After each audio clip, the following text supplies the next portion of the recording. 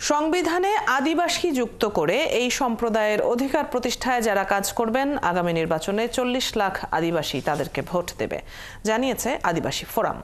একই সঙ্গে এনসিটিবির সামনে হামলার ঘটনায় দ্রুত বিচার নিশ্চিত করা সহ শান্তি চুক্তি বাস্তবায়ন না করলে কঠোর কর্মসূচির হুঁশিয়ারিও দিয়েছে সংগঠনটি। বিস্তারিত জানাচ্ছেন শারমিন নীরা। কারা হামলা করেছিল আমাদের উপর, হ্যাঁ, ছবি আছে, ভিডিও আছে, কিন্তু আইন শৃঙ্খলা বাহিনীর পক্ষ থেকে বলি, সরকারের পক্ষ থেকে বলি, অনেক অবহেলা উদাসীনতা দেখা যাচ্ছে, যেটা আমাদেরকে খুব ক্ষুব্ধ করছে। 15ই জানুয়ারি রাজধানীতে জাতীয় পাঠ্যপুস্তক বোর্ডের সামনের ঘটনায় গুরুতর আহত হওয়া জুয়েল মারাক কথা বলছিলেন একাত্তরের সাথে। দৃষ্টান্তমূলক শাস্তি দিতে হবে।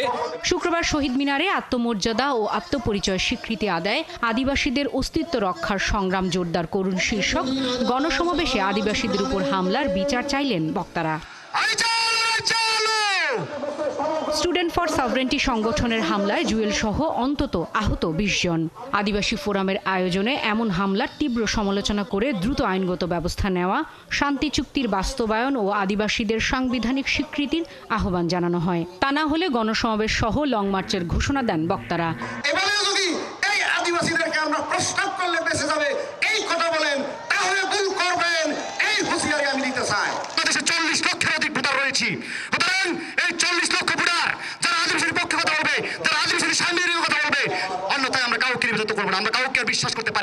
এ সময় স্বৈরতন্ত্রের বিকল্প মপতন্ত্র হতে পারে না বলে মন্তব্য করেন সমাবেশের সংহতি জানাতে আসা এই সিনিয়র সাংবাদিক। আমরা স্বৈরতন্ত্রের অবসান ঘটিয়েছি, মপতন্ত্র প্রতিষ্ঠার জন্য নয়। প্রধান উপদেষ্টা নিজেও আদিবাসী শব্দ ব্যবহার করেছেন, কিন্তু কেন এখন এই অবস্থা থেকে সরে গেছেন সেই প্রশ্ন রাখেন স্বয়ং অন্তর্বর্তী সরকারের দুদক সংস্কার কমিশন প্রধান।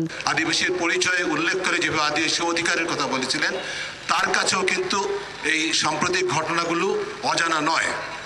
তিনিও কেন তার অবস্থান পরিষ্কার করবেন না, আমার সেই প্রশ্ন। তাহলে কি তার অন্তর্বর্তীকালীন সরকারের পেছনের শক্তি এত বেশি শক্তিশালী যে তাদের কাছে তাদের নথি স্বীকার করতে হবে? এ সময় স্টুডেন্ট ফর সভরেন্টি সংগঠনের দাবির মুখে পাঠ্য বই থেকে আদিবাসী শব্দ ও গ্রাফিতি বাদ, সেই সাথে গেল 15ই জানুয়ারি জাতীয় পাঠ্যপুস্তক বোর্ডের সামনে হামলার নিন্দা জানান বক্তারা। শারমিন নীরা, একাত্তর, ঢাকা।